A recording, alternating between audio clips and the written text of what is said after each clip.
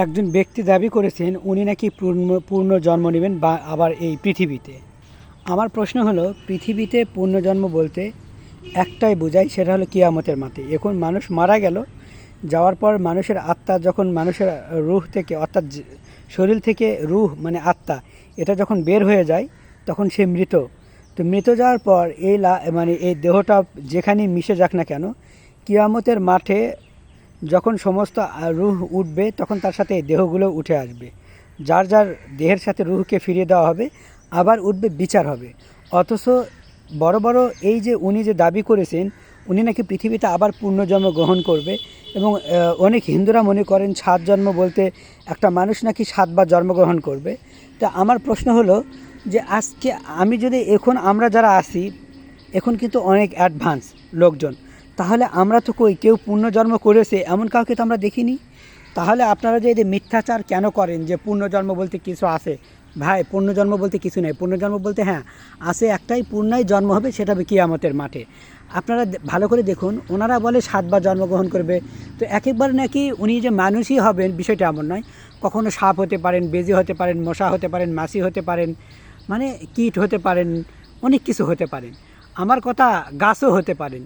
তো যারা গাছ তারা নাকি পৃথিবীতে সবচেয়ে পাপী ব্যক্তি, যারা পাপ কাজ করে তারা নাকি গাছ হয়। তো এই বিষয়ে আমার একটা প্রশ্ন আছে।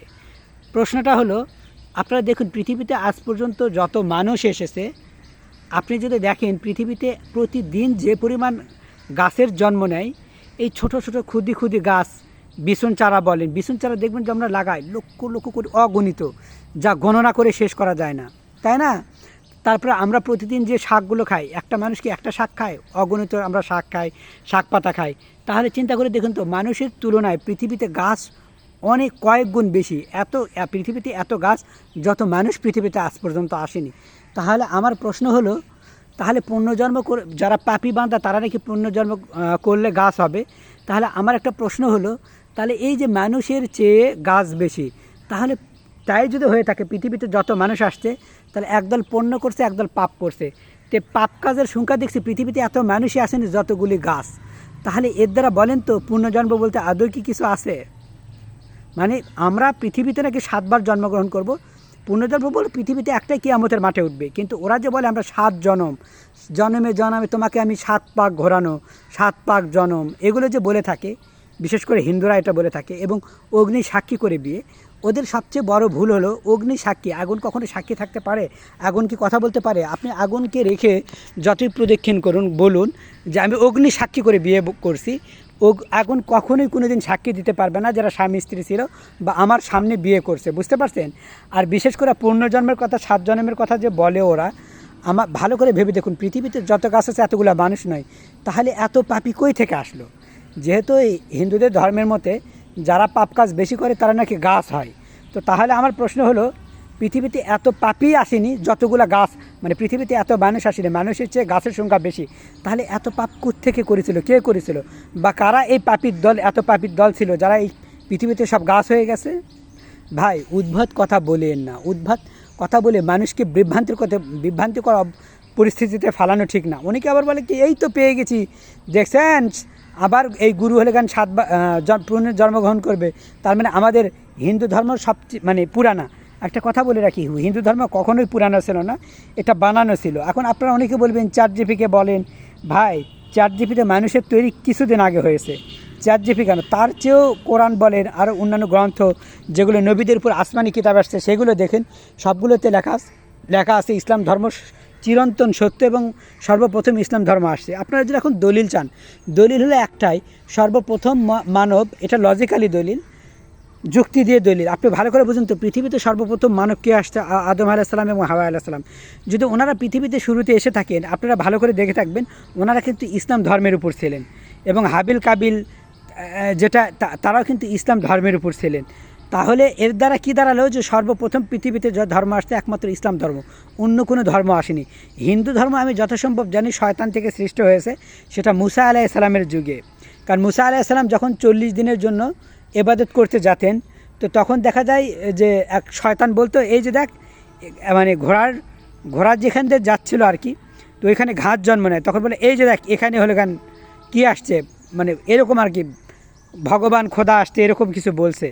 তো এর থেকেই মানে হিন্দু ধর্ম আসে আর কি। সে যাই হোক, হিন্দু ধর্মের অনেক কাহিনী রয়েছে, যেহেতু এটা তো আসমানি কোনো ধর্ম না, এটা মানুষের একটা কাল্পনিক ধর্ম, বানানো ধর্ম। তাই বলছি, বানানো ধর্ম নিয়ে আপনাদের এত ফেরফেরানি করা ভালো না। এই যে ওই লোকটা বলেছে, যে অনেকেই হিন্দুরা বলছে, ওই লোক কেন, যে আমি পুনর্জন্ম গ্রহণ করবে, হিন্দুরা অনেকে বলেছে। আজ পর্যন্ত দেখান তো যে পুনর্জন্ম বলতে কিছু আছে। একটা মানুষ আমরা বেঁচে থাকতে পুনর্জন্ম গ্রহণ করছে, তার অতীত মনে আছে। পুনর্জন্ম গ্রহণ করতে হলে অতীত মনে থাকতে হবে। অতীত মনে কেউ যদি এখন বলল আমি পুনর্জন্ম গ্রহণ করছি, তার মানে পুনর্জন্ম গ্রহণ করছি মানে কি, পুনরায় জন্মগ্রহণ করছি, এর মানে তার অতীত মনে আছে। অতীত যদি মনে না থাকে, এমনি এমনি বলে আমি পুনর্জন্ম গ্রহণ করেছি, তাহলে তো হবে না শোনা। আগে পুনর্জন্ম যখন গ্রহণ করছে, এটা যখন মনে আছে, এই আমি এর আগে পৃথিবীতে আসলাম, আবার এসেছি, তার মানে তোমার অতীত মনে আছে। তো অতীত কী আছে আপনারা এ টু জেড ক্লিয়ার কি কেউ বলতে পারেন? ধাপ্পা বাজার জায়গা পান না, মানে কতটা ধাপ্পা দিবেন মানুষদেরকে বলেন।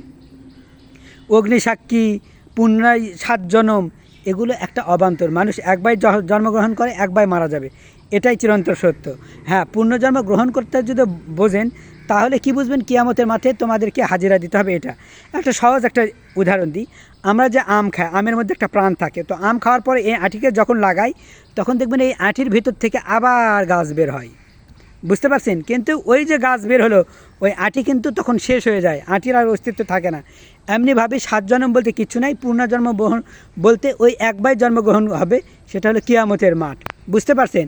এখন আমের বিষয়টা, আঁটি আপনি যতবার রাখবেন ততবারই গাছ উঠবে, এটা 7 জন্মের সাথে সম্পৃক্ত নয়, বুঝতে পারছেন? আর যে আঁটি থেকে একবার গাছ হয়, ওই আঁটি আর তার অস্তিত্ব থাকে না, সেটা নষ্ট হয়ে যায়, কারণ ওটা তো আর আঁটি থাকে না, গাছে পরিণত হয়ে যায়। তাই বলেছি, আপনারা প্লিজ কাইন্ডলি এরকম বিভ্রান্তিকর অবস্থার মধ্যে পড়বেন না। মানুষরা ভুল বুঝালে কেউ ভুল বুঝবেন না। 7 জন্ম বলতে আদৌ কোনো কিছু ছিল না, এবং 7বার মানুষ পৃথিবীতে আসবে বা জন্মগ্রহণ করবে, কখনোই না। তাহলে মানুষ তো একবার ভুল করতো, একবার পাস করতো, আবার ভুল করতো।